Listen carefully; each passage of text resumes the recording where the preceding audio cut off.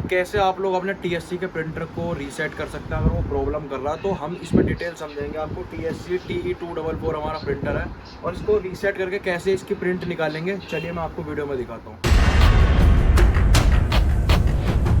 अगर आपने चैनल को सब्सक्राइब नहीं करा तो चैनल को सब्सक्राइब कर लो और वीडियो को करते हैं स्टार्ट। तो देखिए ये हमारा प्रिंटर है और इसको किस तरीके से हम कर सकते हैं ठीक। तो आप थोड़ा सा पास आओ।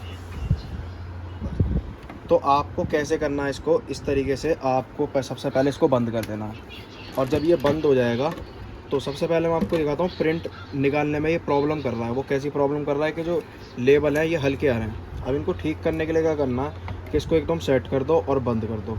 उसके बाद आपको जो है पावर वाला बटन ऑन करना है, इस बटन को दबाए रख के। अब इसको मैंने प्रेस करा हुआ है और मैंने ऑन कर दिया। अब आप देख सकते हो यहाँ पर एक लाइट ब्लिंक होगी। जैसी लाइट ब्लिंक होती है आपको ये छोड़ देना है, ये देखिए।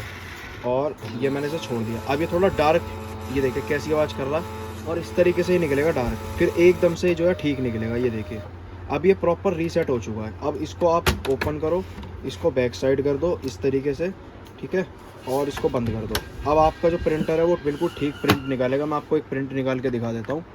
तो यहाँ पर मैं आप लोगों के लिए एक प्रिंट निकाल देता हूँ। इसे मैं ओपन करता हूँ।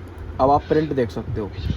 अब जो प्रिंट निकलेगा वो किस तरीके का प्रिंट निकलेगा, ये देखो। ये बिना क्रॉपिंग करे हुए निकाला है, लेकिन अब कोई भी प्रॉब्लम इसमें नहीं है। तो इस तरीके से जो आप इसे ठीक कर सकते हो अपने प्रिंटर को, और आगे अगर आपका काम रुकता है तो रीसेट कर सकते हो। ये वाला बटन आपको दबाना है, ऊपर वाला पॉज वाला, और इसको छोड़ देना है। 3 सेकंड के लिए प्रेस करना और 3 सेकंड बाद इस वाले बटन को छोड़ देना है, तो आपका प्रिंटर ठीक हो जाएगा।